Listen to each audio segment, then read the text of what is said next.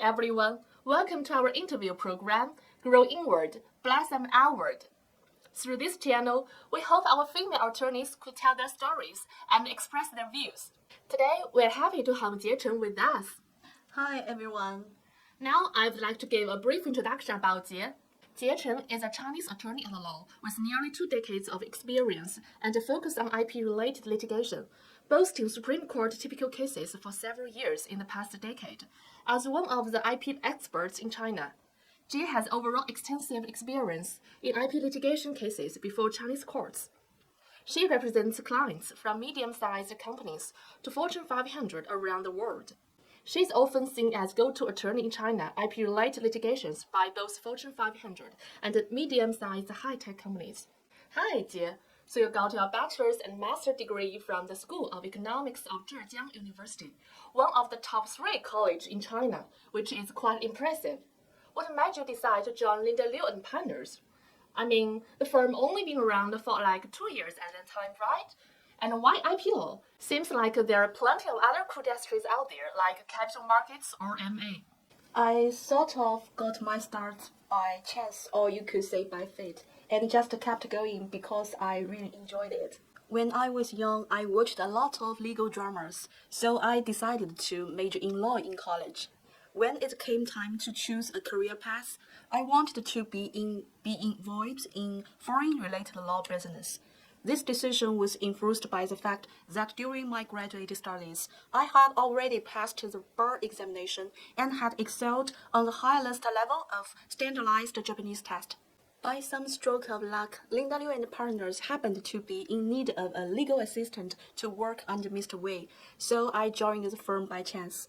My involvement with the IP industry began at that point.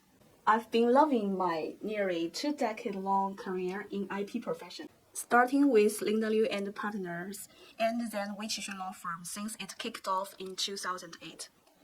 I'm totally on board with the firm's philosophy, and I just dig the atmosphere and the folks I work with. I'm a huge fan of IP field because it's all about driving innovation, boosting science and tech, and ramping up productivity, which ultimately push the society forward. Being an IP attorney at law feels super fulfilling and gives me real sense of purpose. Since joining Jie CHEN Law Firm, you have handled thousands of IP cases under Mr. Wei's guidance and achieved satisfactory results for a diverse range of clients. Yeah, I've learned a lot from Mr. Wei. I believe foreign companies are often curious about the IP right enforcement proceedings in China. Could you briefly explain the unique aspects of IP right enforcement in China? Additionally, do you have any advice for foreign companies or lawyers looking to enforce their IP rights in China, one of the most important jurisdictions in the world? Although China's intellectual property system was established relatively late, it has developed rapidly and can now be considered relatively comprehensive. One of the most notable aspects of enforcing IP rights in China is the existence of administrative approach. Alongside traditional methods like sending CD letters and filing lawsuits in China, we can request competent IP administrative authorities to deal with infringement administratively. Upon receiving the request, these authorities investigate and determine whether infringement has occurred.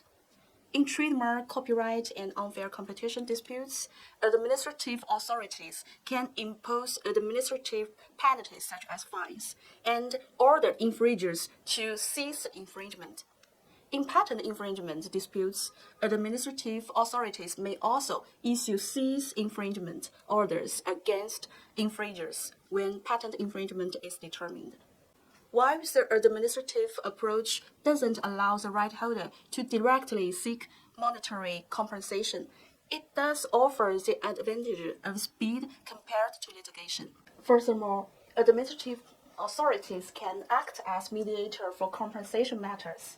For example, in an invention patent infringement case I handled, the parties reached a settlement within a month through the mediation of the authorities after we filed the request with the local IP office where the alleged infringer was located. In the settlement, the alleged infringer agreed to immediately stop the infringement, destroy the inventory, and pay 300,000 yuan in settlement. The right holder was very satisfied that the enforcement goal was achieved so quickly.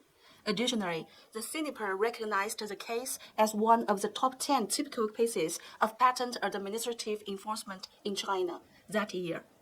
Therefore, the administrative approach could be a viable option for foreign business or attorneys thinking to defend their rights in China, especially those working to do so promptly.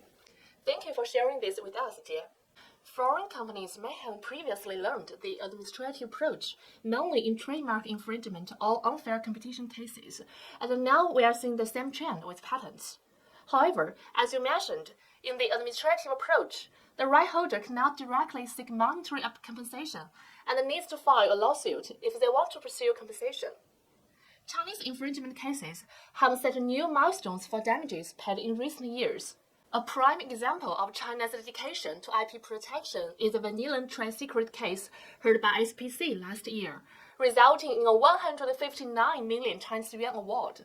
In your opinion, what are the advantages of litigating in Chinese courts for IP infringements? How effectively is it? Has the issue of enforcement difficulties been effectively resolved? In recent years, China has strengthened IP protection across multiple levels of legislation, the judiciary, and law enforcement to address concerns such as difficult to prove, low compensation, and difficult to enforce judgment. China has implemented numerous policies and measures.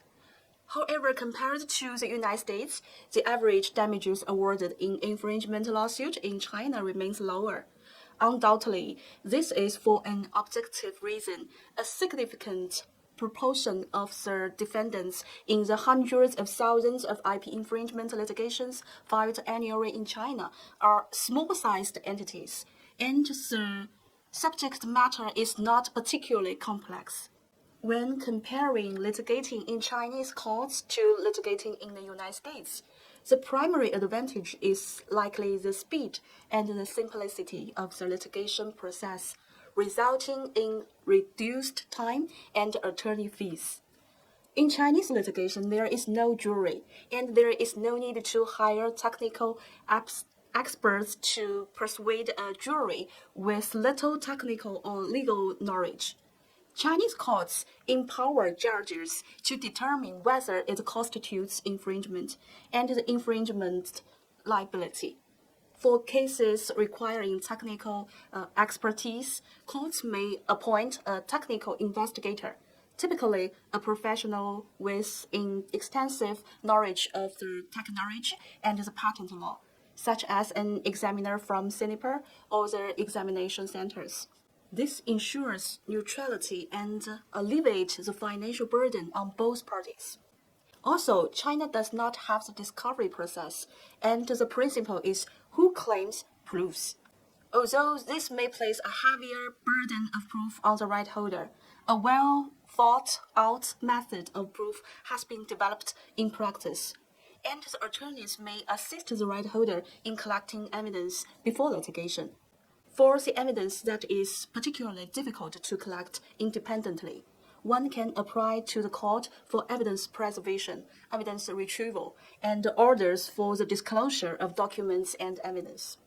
Without discovery procedures, litigation in China moves at a fast pace and costs far less than in the United States.